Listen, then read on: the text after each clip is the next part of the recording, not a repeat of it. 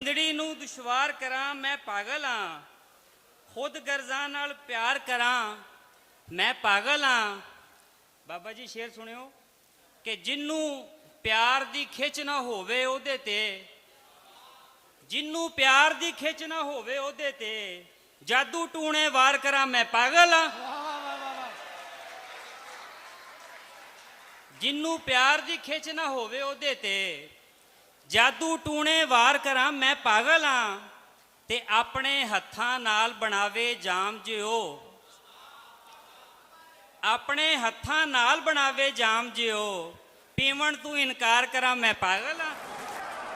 ਆਪਣੇ ਹੱਥਾਂ ਨਾਲ ਬਣਾਵੇ ਜਾਮ ਜਿਓ, ਪੀਵਣ ਤੂੰ ਇਨਕਾਰ ਕਰਾਂ ਮੈਂ ਪਾਗਲ ਹਾਂ। ਤੇ ਵਾਅਦਾ ਕਰਕੇ ਮੁਕਰਨ ਵਾਲਿਆ ਤੇਰੇ ਤੇ, ਵਾਅਦਾ ਕਰਕੇ ਮੁਕਰਨ ਵਾਲਿਆ ਤੇਰੇ ਤੇ, ਮੁੜ ਮੁੜ ਕੇ